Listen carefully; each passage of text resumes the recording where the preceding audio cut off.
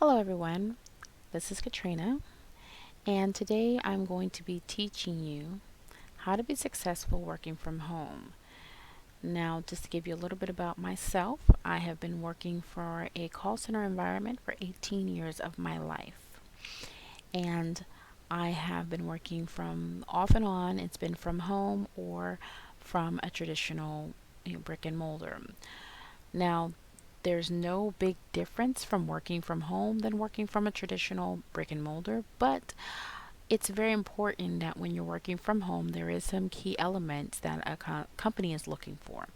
So the first part of this work at home series is mindset, a smart mindset. It's very important to have a smart mindset. So let's start with the first slide here. So the first one is you want to think as the business. Many businesses prefer a work at home employee or independent contractor to cut costs. Not all companies are going to pay you what you are worth. So building and rent lease, equipment costs, workman's comp, utility costs, and state and federal benefits. So these are some of the things that a company is not having to pay by investing in a work at home employee or independent contractor.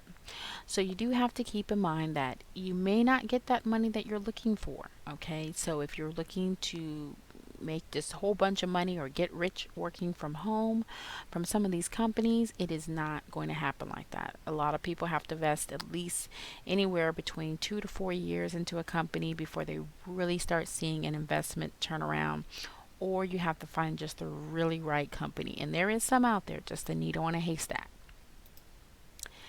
Thinking outside the box. Now, the important thing from working from home, and especially important, is being self sufficient. You are tech support. If you are not good at navigating through web browsers and through your system, it is going to be very difficult for you to work from home. Now, it's not that you cannot work from home, it's not that you are not capable of working at home. It's just going to be a little bit more difficult if you do not know your browsers, your internet, what they want, how many RAMs you have on your computer. Do you need to defragment it? If it's running faster, slower, lagging, all of these things are very important when working from home because your system is what's being used. And a lot of times they will not, and I mean this, they will not pay for your tech support. So, you know, make sure you have a computer that's up to date with what is needed for that particular work at home job. Many work at home jobs will list the requirements on their page of what is needed for what systems and what systems need to be had you need to have. So if you do not have those systems, do not apply for the job. If you are willing to get those systems, go ahead and apply. But just remember that you are tech support.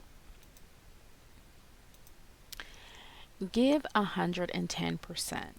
Now, you want to research every work at home company. Do not just go for any work at home company and don't do the research. Learn everything you can about that work at home company. Now, if there is a fee for certification, do what you can. Okay, if there is no fee for certification, learn as much as possible. Now, these two things are very important because there is companies that are going to charge you a fee, but do your research, find out if they're legit, and if they're legit and you feel comfortable with it, then you may have to pay that fee, but it will pay off in the long run. It could pay off with maybe it's going to be a higher amount of pay because you did pay the fee. So there could be a lot of different incentives that may come along with it. If there is no fee, I do urge you learn as much as possible. If they have a big knowledge base of everything that they do and all their policies and procedures, learn, learn, learn. Things are always changing, so it's always good to keep yourself up to date. The most important thing that I tell all of my students to remember is the RAP. That's RAP, RAP, reliability, accountability, and production. This is a must to be successful at a traditional or virtual job, and this is in a call center. Now, reliability, they're looking for you to be reliable, that you can handle the job, that you can do the job, that you have all the systems that you need, that you understand the systems that you're looking at. These are important. Accountability is going to be on you. Everything you do is your responsibility. You can't say, well, I didn't know, because they're going to say, well, everything it's here, it's right in the book or it's right in the policy. There is a lot of reading when you're doing work at home. So keep in mind, if you hate to read, it's going to be hard for you. Not saying you can't do it, but just keep in mind there's a lot of reading. Production is all going to be about your matrix. Every job is going to have a matrix. Don't go into a job thinking, oh, I could talk on the phone forever. No, they're going to have a matrix of how your average handle time has to be. Maybe it could be how many sales you have to make, how many calls you have to make. So just keep in mind that you want to keep an eye on that production and try to make your production. A lot of times they'll give you what your production is. You just have to meet or succeed that production. So, getting motivated. It's important to get motivated when you're working from home. You want to get up in the morning or the evening like you're going to work, because you are, okay? Some people, it works for them to be in their PJs and work. Some people, they have to really get their mind into it by getting up, getting dressed, taking a shower, doing the whole 9 yards, and like they're actually driving to work. And you want to do that as well if you can. If it works for you, it does. If it doesn't, you know, it's your choice. Have a dedicated office space if you can. Now, I know everyone is not going to be, some people live in a efficiency, some people live in a studio, some people have a one bedroom, some people have a two bedroom. Okay, but just try to have a dedicated office space. And remember, if you do have small children, you cannot have them loud in the back. They are very big about no noise when you're working from home. So if you can find something for your children to do, that'll be great. If you have older children, you shouldn't have a problem. Just have a conversation with them and let them know that, mommy or daddy is working, and so that there is no noise involved. Have a goal chart. I think it's very important. This is one of my biggest things I try to tell my students, is to have a goal chart of pictures of your goals in front of you. So if you're working from home or working from any job, have goals of why you're doing it. Some people put their kids up there and say they're doing it because of their kids. Some people put a house up there, say they're ready to buy this house, or some people have different things and maybe they're wanting to go on a vacation.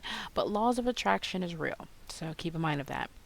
And get inspired by others, okay? Other people can inspire you. When you're working from home, there is going to be chat rooms that may be available. You may have IMs that may be available to you. It all depends on what company you're working for and how they do it. But get involved and get inspired by others. Sometimes you may find someone there that's been with the company for 6 years, Get in contact with that person and ask them the questions about the company that you may want to know, because no one's going to know it the best than an employee that's actually been working for that company for a long time. Find and start a home work at home community in your area. With all the social media, you should be able to start or find one. So if you look at your community, you may be able to find a work at home community of people, and it may not be all working for the same job. And that's a great way for you to network, find out what else is out there as well for work from home. And if you need someone to talk to, or you want to email me some questions, you can definitely go ahead and email me. And there's my email address right there. So that's the conclusion for our first part of the video, which is the part 1, smart mindset for working from home. I do thank all of you guys for watching, and please subscribe to my channel for more videos to come.